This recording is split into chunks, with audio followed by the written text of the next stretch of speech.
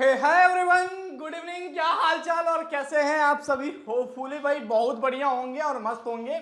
और सबने ये चीज सुन लिया है कि भाई एग्जामिनेशन सिस्टम में बहुत बड़ा बदलाव हुआ है। पुराने नियम बनाम नई व्यवस्था, मतलब जो ओल्ड रूल है और न्यू रूल में क्या डिफरेंस है। देखो भाई, जब ये प्रेस रिलीज आया ना तो मुझे कुछ ऐसा नहीं दिख रहा था कि जो चीज़ नया है। तो फिर मैंने क्या किया, 2023 के ऑर्डिनेंस निकाले, 2020 के ऑर्डिनेंस निकाले, सेमेस्टर एग्जाम का रूल निकाला और फिर आज जो बीसी सर भेजे हैं उसकी मतलब कॉपी निकाला। तो लगभग ये चारों को मैंने कंपेयर करके बनाया है। क्या नया है, क्या पुराना है, ये सारी बातें पूरी से वीडियो के अंदर करेंगे। क्या अब सेमेस्टर में हर बच्चा पास हो जाएगा? क्या सेमेस्टर में स्टेप वाइज मार्किंग होगी? तो भाई देखो, ये चल रहा था इवेंट सेमेस्टर और इवेंट सेमेस्टर में मतलब स्टार्ट हो गया था और ऑड सेमेस्टर में रिजल्ट में बहुत डिले उले हुआ और बहुत परेशानियां हुई। रियलिटी में कम से कम 40 से 50% ऐसा बच्चा होगा हर कोर्स के अंदर जिसके कहीं ना कहीं एब्सेंट लगे हैं और कहीं ना कहीं उसके बैक लग गए हैं, कहीं ना कहीं इंप्रूवमेंट देना पड़ेगा और कहीं ना कहीं पूरा पूरा जिंदगी बर्बाद कर रखा है। तो ऐसे में भाई अब उन्होंने क्या किया, नियम चेंज किया। पिछले दिनों एलएलबी वाले छात्र धरने पे बैठे हैं, तो जितने भी छात्र एलएलबी के होंगे उनके लिए भी नियम बदल दिया गया है, लेकिन उनको मूर्ख बनाया गया। थोड़ा सा मैं बताऊंगा वो वीडियो, एलएलबी वाले थोड़ा इंतजार करिएगा, वो थोड़े टाइम बाद आएगा क्योंकि ये नया नियम है और वो बाकायदा मुझे बताना है। ठीक है, तो मैं कोई भी चीज ऐसे लेके नहीं आता, मैं उसके तथ्य को पहले पता करता हूँ। तो ये मैंने चारों साल के मैनुअल को पता किया, पढ़ा, उसके बाद से मेरे जो समझ में आए हैं चार मुख्य बिंदु हैं। पहला, पूरी तरह से नए नियम लागू किए गए, जैसे स्टेप मार्किंग होता लाया गया है। हेड एग्जामिनर का पद होगा, 5% जो कॉपी होंगी वो दोबारा चेक होंगी। और पहले मास्टर लोग थोड़े कम पैसा कमा पाते थे, तो अब कहा गया है जब कॉपी चेक होना शुरू होगा तो मास्टर सवेरे 6 बजे उठ के जाके क्या करेंगे, सेल में लाइन लगा लेंगे और वहां पैसा छापेंगे बढ़िया से। ठीक है, तो सवेरे 6 बजे उठ के कॉपी चेक करने जाना है, मतलब ताकि रिजल्ट जल्दी आ जाए और ताकि बच्चा फेल हो जाए। ठीक है, ऐसे नियम है। ठीक है, दूसरा क्या है, पुराने नियम में क्या था, पुराने नियम में पहले एक बंडल 25 का दिया जाता था, लेकिन अब कह दिया गया है कि भैया अब आपको कम से कम एक दिन में 50 कॉपी चेक करके आनी ही आनी। ठीक है, और सोल्यूशन आंसर की मांग पर से अब अनिवार्य है पूर्व तैयारी। मतलब ये है कि पहले एग्जामिनरों को क्या किया जाता था, सोल्यूशन नहीं दिया जाता, लेकिन अब दिया जाएगा। और आरटीआई का जो कॉपी देखने का नियम है, यहां कोई बदलाव नहीं करेगा। ठीक है, यहां बदलाव करेगा तो ऐसे लेट कैसे होगा, बच्चे का जिंदगी कैसे बनेगा, वो नियम में कोई चेंज नहीं हुआ है और वही पुराना नियम इन्होंने बदल दिया। तो ये चार तरीके के, मतलब ये चार नए बदलाव आपको मैं दिखाता हूं। अब देखिए, स्टेप मार्किंग में पहले क्या होता था, अगर लोग कहते थे कि अगर बच्चे का आंसर पूरा गलत है या कुछ भी है तो पूरे उत्तर पे एक साथ अंक दिए जाते थे, मतलब एक साथ अंक देते थे, कोई स्टेप वाइज मूल्यांकन नहीं था। ठीक है, 2020 का जो रेलवे है स्कीम में सम्मान उल्लेख है पर वहां मांग पर ही दिया जाता है, मतलब जरूरी लगता है तभी वो नंबर देते थे, नहीं तो नहीं। और एक ही प्रश्न को अलग अलग परीक्षक अलग अलग तरीके से जाते हैं तो छात्रों को अंकों में विसंगति बनी रहती है। तो इन्होंने ये कहा कि ये पुराने वाले नियम में समस्या थी, तब उन्होंने इस समस्या को हटा के नया नियम में क्या बदलाव किया। देखिए, पहला क्या है कि प्रोसेस ऑफ स्टेप मार्किंग। ठीक है, सभी विषयों में अनिवार्य रूप से लागू, चाहे यूजी हो पीजी हो, सब में हम क्या कर रहे हैं, स्टेप मार्किंग की व्यवस्था कर रहे हैं। ठीक है, उसके बाद से सब्जेक्टिव, मतलब जो आपका ऑड सेमेस्टर का पेपर होता है, और पीजी में आपके first second third fourth fifth, मतलब सबका पीजी बीकॉम ऑनर्स हुआ, बीए एलएलबी, उनमें तो पूरा पेपर सब्जेक्टिव होता है। तो इन्होंने कहा विषय परक निबंधात्मक उत्तरों को मुख्य बिंदुओं, मतलब पॉइंट और चरणों के स्टेप में विभाजित करके जांचा जाएगा। मतलब अब ये नहीं कि जैसे रमेश हैं तो रमेश के बारे में हमने कहानी लिखा है, रमेश अच्छे हैं बहुत बुरे हैं, ये वो लिखे पूरी कहानी। ठीक है, तो अब क्या होगा, हर चीज को थोड़ा सा जांच करके उनके पॉइंट वाइज नंबर हम यहां देने की कोशिश करेंगे। यदि अंतिम उत्तर त्रुटिपूर्ण भी हो तो परंतु प्रक्रिया और शुरुआत चरण सही हो तो प्रत्येक सही चरण के लिए निर्धारित अंक मिलेंगे। मतलब यह कहा जा रहा है कि भैया पहले मतलब शुरुआत में सही हो और नीचे वाला सही हो और बीच में स्टूडेंट थोड़ा बहुत गलती किया हो तो वो माफी के समान है, उसके बराबर मतलब नंबर दिया जाना चाहिए। नतीजा छात्र की मेहनत व्यर्थ नहीं जाएगी, मतलब छात्र कुछ भी लिखते, अभी 2-3 दिन पहले मतलब पिछले सेमेस्टर में बताया था, कुछ छात्र ऐसे थे कि सर मेरे पास यही मेरी ज़िंदगी का आखिरी मौका है, अगर आप पास कर देंगे तो बढ़िया रहेगा, नहीं तो और बढ़िया से, और प्रिय मास्टर जी आप हमें पास कर दीजिएगा। मतलब बहुत अच्छे अच्छे कहानियाँ लोग लिख के आते हैं एग्जाम के पेपर में, सब्जेक्टिव पेपर में, ठीक है। तब इन्होंने कहा है कि अब मेहनत बर्बाद ना हो, अगर छात्र कुछ भी सब्जेक्ट से रिलेटेड लिखा है तो उसको भैया नंबर दो, पुराने नियम में, जबकि ये नहीं था। अब दूसरे में क्या बदलाव हुआ है भैया, एग्जामिनेशन मैनुअल 2020 का पॉइंट पैरा 5 पैरा 6 16 में केवल चेयरमैन बोर्ड ऑफ एग्जामिनेशन और सामान्य एग्जामिनर की व्यवस्था थी। अब इन्होंने कहा है कि अब इससे काम नहीं चलेगा, पुराने वाला में इन्होंने कहा कि इससे काम नहीं चलेगा, अब एक नया नियम ला रहे हैं। अब वहां पे एक हेड एग्जामिनर होगा और उसके साथ साथ डिप्टी एग्जामिनर भी होगा। अब हेड एग्जामिनर और ड्यूटी एग्जामिनर का मतलब क्या होगा कि ताकि मतलब व्यवस्थाएं सुचारू रूप से चलती रहेंगी, मतलब कॉपियां कम से कम सही से जांची जाएंगी, ऐसा उनका कहना है। लेकिन आपको भी पता है, ठीक है, सच्चाई आप और हम सब जानते हैं, एक रूपता बनाए रखने के लिए कोई स्तरीय, ठीक है, हायरार्किकल संरचना नहीं था। मतलब ये भी कहा जा रहा है कि पहले कोई ऐसा संरचना नहीं था, मास्टर आए कह रहे हैं कॉपी निकालो चेक करना है, ठीक है, तब वो चेक करेगा। लेकिन अब क्या होगा भैया, बकायदा प्रत्येक विषय में संख्या उत्तर पुस्तिकाओं की कुल संख्या के आधार पर तय किया जाएगा। मतलब कि कितने क्वेश्चन पेपर आए हैं, कैसे आए हैं, ये तो बताए। और एक ही पेपर को कोई परीक्षक स्वतंत्र रूप से जांचते हैं, कोई सेंट्रल कोऑर्डिनेटर नहीं है, ठीक है, पुराने नियम में। जबकि नामों का चयन संबंधित विभाग अध्यक्ष द्वारा किया जाएगा। अब बढ़िया भाई कह रहे हैं, पहले क्या होता था कि एक सेंटर पे बना दिया जाता था और अलग अलग कोई वो नहीं होता था सब्जेक्ट वाइज, मतलब कॉपी का या सब्जेक्ट वाइज एक्सपर्ट उस तरीके का नहीं मिलता था, तो इससे बहुत असुविधा होती थी। अब ये है, परिणाम में असमानता की आम बात थी। मतलब कह रहे हैं जब रिजल्ट आता था तो गड़बड़ियां कुछ ना कुछ हो जाती थी। लेकिन अब नया नियम क्या करेगा, परीक्षा नियंत्रक सभी हेड एग्जामिनर के साथ शीघ्र बैठक आयोजित करेंगे। मतलब ये कहा जा रहा है बीच बीच में, ताकि रिजल्ट में एब्सेंट ना लगे, बच्चों के नंबर कम क्यों मिल रहे हैं, तो इसके लिए प्रारूप एक अपनाया गया है भैया कि नए तरीके से मीटिंग पे मीटिंग करते रहिए। अब आदर्श उत्तर कुंजी और सॉल्यूशन, अब बताया जा रहा है कि 2020 पैरा 6.6 के अनुसार paper setter scheme of evolution मांगे जाने पर ही उपलब्ध कराता था। जब पेपर सेटर से सॉल्यूशन मांगा जाता था तभी उपलब्ध कराया जाता था, यानी एक वैकल्पिक व्यवस्था थी, सभी विषयों में अनिवार्य थी। कई बार स्कीम प्राप्त नहीं होती थी, जिससे अलग अलग परीक्षक अपने अपने अनुमान से अंक देते थे, ठीक है। पहले क्या होता था, पेपर बन जाता था और हमारे मास्टर तो कहते हैं हम बहुत एक्सपर्ट हैं, ठीक है, हमें सोल्यूशन वोल्यूशन छोड़ो यार, क्या करेंगे, लेके बैठ जाते थे, कॉपी चेक करने लगते थे। लेकिन अब जो नया नियम बना है इसमें यह कहा जा रहा है कि मूल्यांकन कार्ड, मतलब कॉपी चेक होते ही, शुरू होने से पहले अनिवार्य रूप से तैयार करना होगा। मतलब जो पेपर बनाएगा वही उसका सोल्यूशन भी बना के देगा, ठीक है। प्रत्येक सब्जेक्टिव प्रश्न पत्र का एक प्रमाणित सोल्यूशन बनना अनिवार्य है। ये काम उन्होंने बढ़िया किया कि मतलब जो क्वेश्चन पेपर बनाएगा वो सोल्यूशन भी बना के देगा, और वही प्रश्न पत्र में पूछे गए प्रश्नों को कीवर्ड निर्धारित किए जाएंगे, ठीक है। और वो भी ये कीवर्ड भी बनाएंगे, जैसे अगर लड़के का कीवर्ड से मैच भी करेगा तो इससे कम से कम नंबर तो मिलेगा। सभी परीक्षकों इन्हीं कीवर्ड के आधार पर कॉपियों का मूल्यांकन करेंगे, ठीक है। और ये जिम्मेदारी किसको दी जाएगी, हेड एग्जामिनर को दी जाएगी कि इस व्यवस्था को भाई सुचारू रूप से चलाया जाए। पहले यह व्यवस्था नहीं था, बस पेपर की का सोल्यूशन मिल गया तो ठीक है, नहीं मिला तो कोई बात नहीं, कॉपी जांचो। लेकिन अब बिना सोल्यूशन के कॉपी जांच नहीं की जाएगी, ठीक है।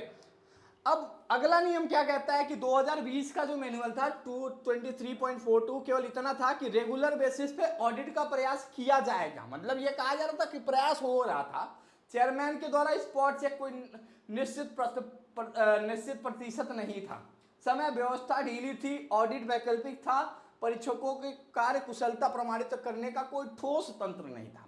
मतलब ये कह रहे हैं कि कोई ऐसा वो नहीं था, मन किया तो चेक करे कि मास्टर ने कॉपी सही करा है कि नहीं करा है, नहीं तो फिर छोड़ दिए अपने आप। लेकिन नया नियम ये कहता है कि भैया अब कॉपी का बंडल जो होगा, जो भी बंडल दिया जाएगा, जैसे 50 कॉपी दिया जा रहा है तो उसका 5% कॉपी क्या होगा, स्वयं रैंडम और गहन दोबारा रीचेक कराया जाएगा। मतलब बच्चा स्टूडेंट को फेल नहीं करना है। अगर मान के चलिए एग्जामिनर साहब ने कॉपी पे गुस्सा निकाला है तो उसको खत्म करना है, ठीक है, उस गुस्से को खत्म करना है। और वहीं पे 5% कॉपी रैंडम चेक कराएंगे सर जी, और उसमें क्या करेंगे, पास फेल जो होगा देखेंगे कि हमारे जो एग्जामिनर साहब थे वो क्या पास हुए, मतलब जो बच्चों के कॉपी सही चेक किए हैं कि नहीं चेक किए हैं, इन्होंने निर्धारित किया है, ठीक है। एक सेकंड, सॉरी। दूसरा इन्होंने कहा है कि इसमें परीक्षकों की कार्य कुशलता और निष्पक्षता प्रमाणित होगी। मतलब जो परीक्षक पहले ये कहते थे अरे हटाइए चेक तो कर दिए जाइए, ठीक है, मन नहीं कर रहा स्पॉट चेक, कभी कभी चेयरमैन साहब का मन किया तो कर दिए नहीं तो छोड़ दिए, ठीक है, लेकिन अब नहीं है, कम से कम ये निष्पक्ष रहेगा। और यदि छात्र फिर भी संतुष्ट ना हो, मतलब कह रहे हैं कि मान लीजिए मास्टर साहब 5% कॉपी जांचने के बाद रिजल्ट आया, रिजल्ट के बाद तो आरटीआई के तहत कॉपी तो देखना ही बनता है, आप जब देखते होगे। अब आरटीआई के नियम में जहां बदलाव करना चाहिए वहां कोई बदलाव नहीं किया, ठीक है। क्या बदलाव करना चाहिए, मास्टर कहते हैं कि अगर किसी भी कोई भी आंसर है, सपोज करिए हमारे पास एक कौन सी ऑर्गेनिक केमिस्ट्री की किताब है, ठीक है, यहाँ पे किताब है और ये कहते हैं कि सपोज करिए ये सोल्यूशन है और सोल्यूशन पे ऐसे पेन हमारा चल गया और पेन चल गया, केवल पेन चल गया, नंबर नहीं दिए हैं, तो आरटीआई में लेके आओगे तो उस पर दोबारा से मार्किंग नहीं होगा। तो इस नियम को भी तो बदलना चाहिए आरटीआई में, कम से कम बच्चा जो दिखाए उससे भी तो बदलना चाहिए, नहीं बदलेगा वो नियम, क्यों बदलेगा, ठीक है। अब यही है लॉन्ग आंसर है, नीचे सॉल्यूशन लिख दिया, बच्चे ने मास्टर ने गलती से वो चला दिया और उस पर कोई नंबर नहीं मिला तो कोई बात नहीं। आरटीआई में नंबर या रिवॉल्यूशन में नंबर उन्हीं को मिलेगा बेटा जब आपका प्रश्न सीधा ऐसे छूटा हो। मैं बता रहा हूं आपको, जो चीजें सामने से देखी हूं मैं बता रहा हूं, आपका प्रश्न है उत्तर छूटा है, उस पर बस पेन ना चलाओ तो उसके आपको नंबर मिलेंगे, नहीं तो नंबर नहीं मिलेंगे, ठीक है। तो ये कहानी थी, यहाँ बदलाव करना चाहिए, यहाँ नहीं बदलाव करेंगे। चैलेंज इवोल्यूशन पहले से लागू व्यवस्था जारी रहेगा, जो मतलब जो पहले की थी प्रक्रिया वो चलती रहेंगी, ठीक है। पहले एग्जामिनर साहब मात्र 25 कॉपी चेक करते थे और कॉपियां यूनिवर्सिटी बैकल से सीधे ऑफिस ऑफ सीओई भेजी जाती थी, मतलब कंट्रोलर के ऑफिस में भेजी जाती थी। अब कहा जा रहा है पहले 50 कॉपी का बंडल, ठीक है, अब चेक करना है हर दिन उन्हें, ठीक है। और इसके साथ साथ परीक्षा केंद्र पे अधिकृत केंद्रीय एजेंसी, मतलब एजेंसी के द्वारा, मतलब जिनको भी ठेका का दिया जा रहा है, ठीक है, उनको कहा जाएगा। उसके बाद से वो क्या करेंगे, परीक्षा केंद्र से सीधे मूल्यांकन केंद्र पे भेजेंगे। मतलब अब डायरेक्ट कॉपी 3 स्टेप में जाएगा, ठीक है। बंडल आकार दोगुना और परिवहन में मानवीय हस्तक्षेप समाप्त, मतलब कि हाँ भाई भेजवाओ जरा ये कॉपी भेजवा दो, वो तब 3 स्टेप से आपकी कॉपी गुजर जाएगी, ठीक है। अब चलिए पहले का नियम क्या था, 40 से 60 कॉपी प्रति परीक्षक प्रतिदिन जारी की जाती थी, मतलब एक परीक्षक को कम से कम 40 से 60 कॉपी दे दिया जाता था कि भाई आज इसको निपटा दीजिए, ठीक है। और 40 कॉपियां बिना पार्ट या 60 कॉपियां केवल पार्ट पर जांचना अनिवार्य था। निचली लोअर बंडल मतलब 40 कॉपी होती। तो अब इन्होंने कॉपी के बारे में बताया कि अब न्यूनतम 50 कॉपी प्रति परीक्षक प्रतिदिन अनिवार्य घोषित करेंगे, मतलब हमेशा, मतलब उन्हें कंप्लीट करके जाना था, ठीक है, हर हाल में। यानी पुरानी निचली सीमा 40 से बढ़ाकर 50 की गई है। मूल्यांकन मतलब जो चेकिंग है कॉपी की गुणवत्ता बनाए रखते हुए तो गति बढ़ाने के लिए प्रयास किया गया, ठीक है। समय में बड़ा बदलाव, मूल्यांकन केंद्र पर अब सुबह 6 बजे ही, मतलब वही है, पहले मजदूरी थोड़े करते थे, 10 बजे से करते थे, लेकिन अब थोड़ी ज्यादा करेंगे, सवेरे पहुंच जाएंगे, रात को 8 बजे वापस आएंगे घर पे, ठीक है। तो ये कहानी है, कोई बात नहीं, इससे कोई दिक्कत नहीं है, इससे अपने टीचरों का ही फायदा होता है, ठीक है। अब इन्होंने कहा कि भैया देखिए 9:30 बजे से दोपहर 2 बजे तक था परीक्षा सत्र में, और इन्होंने पूरा कहानी बताया कि सेंट्रल वैकेलोकल का। अगला कहानी क्या बताया इन्होंने, सभी पहले का जो नियम क्या था, पहले का नियम था कि सभी उत्तर पुस्तिकाएं यूनिवर्सिटी व्हीकल से सीधे ऑफिस सुरक्षित रूप से पहुंचाया जाता था, लेकिन अब क्या किया, उत्तर पुस्तिकाएं अब परीक्षा केंद्रों से सीधे अधिकृत केंद्रीय एजेंसी को भेजी जाएगी, मतलब अब सीधे कॉपी एजेंसी के हाथों में दे दी जाएगी। अब कंट्रोलर साहब भी हस्तक्षेप नहीं करेंगे और उसके बाद से सीधे चेकिंग सेंटर पे चलेंगे। वहां से चेयरमैन ऑफ बीओई की निगरानी में मूल्यांकन के लिए परीक्षकों को आवंटित किया जाएगा। वहां से बिना किसी मानवीय हस्तक्षेप के सीधे मूल्यांकन केंद्र पर मूल्यांकनकर्ता शिक्षकों को आवंटित किया जाए। लाभ, निष्पक्षता, मतलब इसका फायदा क्या क्या होगा, सुरक्षा, ठीक है, पारदर्शिता दोनों में बड़ी वृद्धि होगी। अब यह कह रहे ये एक परंपरागत मानी हुई एक हैंडलिंग व्यवस्था थी जिससे बीच में कई लोग शामिल होते थे और पक्षपात की संभावना न्यूनतम हो जाएगी। ठीक है, ये बता रहे हैं। अगला नियम है क्या बता, छात्र शिकायत पर निवारण। अब देखिए छात्र शिकायत पर क्या निवारण होता है। कॉपी के लिए अगर आप अप्लाई करते हो रीचेक के लिए तो कह रहे हैं कि मात्र पहले हम 10 दिन में कॉपी, बताओ भाई ये झूठ है कि नहीं है। 10 दिन में कॉपी मिलता था? नहीं मिलता था। ठीक है, आप अप्लाई करके देखिए, अगर 10 दिन के अंदर आ जाएगा तो बताइएगा, कभी नहीं आता था। और रिवैल्यूएशन मिलने से 2 सप्ताह के भीतर, मतलब जैसे ही कॉपी पोर्टल पे आया तुरंत कहो आई एम नॉट सेटिस्फाइड, फिर ओके करो, फिर उसके लिए 2 सप्ताह का टाइम बता रहे थे। ये सब सिर्फ कहने के लिए है। इस प्रोसेस में लगभग 6 महीना लग जाते थे लोगों को। ठीक है, अब लोग कहेंगे ये कैसे बोल रहा है भाई, सब सामने प्रूफ है। ठीक है, और इसकी पूरी रिकॉर्डिंग रखा हूं, अगर किसी को चाहिए तो ले लीजिएगा। ठीक है, प्रेस विज्ञप्ति में स्पष्ट उल्लेख है, ये व्यवस्था पहले से लागू है। ठीक है, आरटीआई अधिनियम के तहत कॉपी देख सकते हैं, मतलब अपना अपना कॉपी देख सकते हैं। संतुष्ट ना होने पे चैलेंज रिवोल्यूशन का सहारा ले सकते हैं। यानी इस क्षेत्र में कोई नया परिवर्तन नहीं है, पुरानी व्यवस्था जारी रहेगी, इसमें बदलने की कोई जरूरत नहीं है। ठीक है, और नए स्टेप मार्किंग नियम से छात्र की प्रारंभिक संतुष्टि बढ़ाएगा। कह रहे हैं कि भैया छात्र बहुत ज्यादा खुश होगा कि भाई उसका कॉपी बहुत अच्छे, मतलब कुछ नहीं है, कम से कम 2-4-10 लाइन लिखे तो अब हमारी कॉपी स्टेप वाइज मार्किंग होंगी। ठीक है, और मौजूदा शिकायत व्यवस्था सेफ्टी नेट के रूप में बनी रहेगी। अगला क्या किया इन्होंने, पहले का नियम और इसको कंपेयर करके दिखाया, क्या नया है क्या पुराना है। ठीक है, वो ये पूरा इन्होंने बताया कि कैसे कैसे ये चीज़ें होंगी, तो ये मैंने आपको ऑलरेडी समझा बुझा दिया है। ठीक है, अब बाकी इन्होंने कहा है लाखों विद्यार्थियों की उनकी मेहनत का सटीक प्रतिफल मिलेगा ताकि हमारे वीसी सर अगले एमएलए बन जाएंगे। ठीक है, ये कहने का मतलब यही था, इसे थोड़ा सा वो लिख दिएगा। ठीक है, step marking head of examination एकरूपता समाधान है। अब ये कह रहे हैं कि यही एक समाधान है जिससे भाई एग्जामिनेशन सिस्टम में बदलाव आएगा। आप कितनी चीजों से इस बात से सहमत है जरा कमेंट बॉक्स में बताइएगा। क्या आप भी रिजल्ट को लेकर ज्यादा परेशान रहते हैं, ये भी बताइएगा, क्योंकि ये सारे नियम कब बदले गए, जब एलएलबी के रिजल्ट में परेशानियां हुई। और परेशानियां होनी नॉमिनल बात है भाई, आप लॉ करने जा रहे हो, कॉलेज में क्या हो रहा है, कॉलेज में पढ़ाई हो नहीं रही है, अटेंडेंस का कोई नामो निशान नहीं है। एक बार पैटर्न क्या बदला, मैं तो चिल्ला चिल्ला के आप लोगों के सामने बोल रहा था कि भाई लॉ वाले पढ़ लेना, क्योंकि इस बार 90 नंबर का एक्सटर्नल है, 10 नंबर का इंटरनल है। ठीक है, अभी देखो लॉ वालों के लिए भी नियम बदला है, अभी थोड़े टाइम में वीडियो लेके आऊंगा। ठीक है, लेकिन क्या करोगे, हमारा स्टूडेंट क्या कहता है, अरे ठीक है एग्जाम के एक दिन पहले जाएंगे, एक बढ़िया किताब लेके आएंगे और याद जाएंगे आईटी पे फोटोकॉपी करा लेंगे। ठीक है, ऐसी व्यवस्थाएं चालू हो रही हैं। आगे चल के हम लोग इस किताब को ई बुक फॉर्मेट में लेके आ रहे हैं, जल्दी ये आपके सामने दिखेगा। ठीक है, मार्केट के अंदर।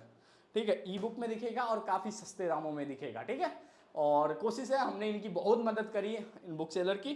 ठीक है, तो काफ़ी अच्छा रहेगा। मतलब ये है कि हम लोग भी कोशिश करेंगे कि सिस्टम बदला जाए। यहाँ पे क्या सिस्टम बदला, स्टेप वाइज मार्किंग का सहारा दिया गया।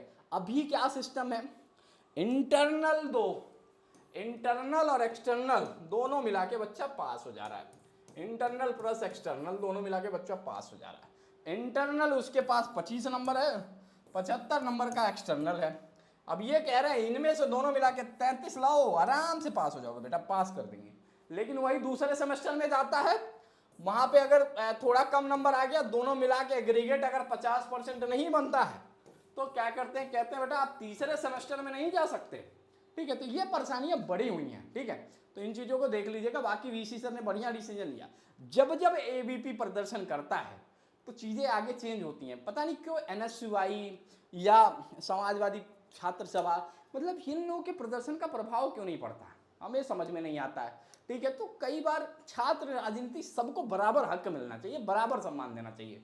और ऐसा मुझे अंदर से तब फील हुआ जब भाई हर एक फैसला एक दिन के अंदर डिसीजन ले ले रहे हो। जैसे एबीपी प्रदर्शन करने आ गया तुरंत अगला निर्णय आ जाता है, एबीपी प्रदर्शन करने आ गया अगला निर्णय आ गया, मतलब गजब हाल है। ठीक है, बाकी तो दुनिया चली रही है, हम लोग भी चली रहे हैं यार, कोई दिक्कत नहीं है। देखो यार, मेरे लिए सब लोग बराबर हो, मेरे लिए सब धर्म बराबर है, मैं कोई वो नहीं करता, लेकिन मैं आपको बता रहा हूँ। ठीक है, ऐसा हो रहा है। और मैंने आपको कहा ना कि हमारे वीसी सर को विधायक जरूर बनेंगे। ठीक है, सांसद जरूर बनेंगे, आप चिंता ना करिए।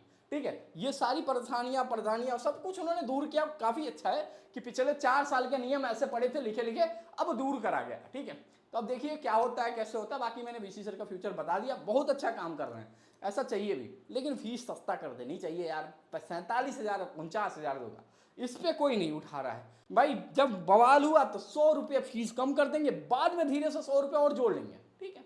तो होता रहता है यार ऐसा। कोई मेरी बातों से अगर किसी को बुरा लगे तो मैं माफ़ी मांगता हूँ, ऐसा कोई वो नहीं है कि मेरी बातें बुरी है चाहे ऐसी है, बस जो भी कह रहा हूँ एक वो है मेरा, मतलब मेरे अंदर खुद गुस्सा भरा हुआ है कि जो कॉपियाँ 10 दिन के अंदर हम लेके आते हैं, रिजल्ट के 10 दिन बाद अप्लाई करते हैं, वो कॉपियाँ 2 महीने पोर्टल पे नहीं आती हैं। और यहाँ पे क्या लिखा जा रहा है कि 10 दिन के अंदर आपको कॉपी देख ली जाती है, 15 दिन के अंदर रिवॉल्यूशन में बच्चे की जान निकल जाती है बुलाते बुलाते, ठीक है।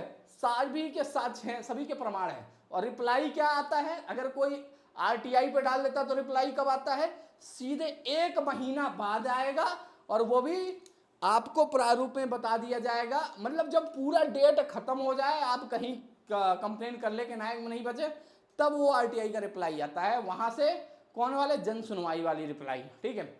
और ऐसा बहुत बार हुआ है, ठीक है। तो मूल्यांकन व्यवस्था सही कर दी गई है, ये बढ़िया काम किया गया, मैं इसकी तारीफ करता हूँ, लेकिन यार और चीज़ें बदलनी चाहिए, ठीक है। सेमेस्टर में बच्चा पढ़े, मार्केट में बुक सेलर रो रहे हैं, कह रहे हैं बच्चे पहले किताबें लेते थे नहीं पढ़ रहे, कोर्स के अंदर बच्चा नहीं आ रहा है, ठीक है। कोर्स के अंदर बीएससी पढ़ा रहे हैं, बीकॉम पढ़ा रहे हैं, बीए पढ़ा रहे हैं, बस भैया क्वेश्चन बता दो जो एग्जाम में आए, ठीक है भैया ये कर दो। तो धीरे धीरे एजुकेशन की व्यवस्था 75% अटेंडेंस लागू करने की बात आई तो सिर्फ कागजों में, ठीक है। आज क्या हुआ कि हर जगह अब क्या हो जाएगा, यूनिफॉर्म लगेगा। ऐसे ऐसे नियम बदलते रहते हैं, कानून बदलते रहते। चलिए कोई बात नहीं, हमारा जो काम था आपसे डिस्कस करना, 21 मिनट ज़्यादा टाइम होता है। बाकी पढ़ाई वढ़ाई करने का मन करे तो आप एलयू अपडेट ऐप जरूर डाउनलोड करिए। सेकेंड सेमेस्टर जी जान लगा के आपके लिए भाई 10 टेस्ट सीरीज तैयार किया है, ठीक है। 10 टेस्ट सीरीज हर सब्जेक्ट के दे रहा हूँ। क्वेश्चन का जो लेवल है इजी टू मॉडरेट है। आप लोग सेकेंड सेमेस्टर में बिल्कुल गलती ना करिएगा, एमसीक्यू एग्जाम है, ठीक है। वहां पे ये मत सोचना कि कुछ भी टिक करके गोला करके चले जाएंगे, क्योंकि मैं आपको आपका ओमार दिखा देता हूँ भाई। ये ओमार एक बार टिक हो जाता है, ठीक है। कैसा होगा ओमार तो एक बार दिखा दूँ, चलो मैं एक सेपरेट वीडियो बनाऊंगा, परेशान ना हो, ठीक है, टाइम भी ज़्यादा होगा। तो thank you so much. Hopefully कितने लोग सहमत हैं, कितने लोग नहीं सहमत हैं, कोई समस्या हो तो इस नंबर पे हमें ज़रूर बता दीजिएगा, हम आपकी मदद जरूर करें। 8400122296, ठीक है, जरूर बताइएगा। Thank you so much for watching this video.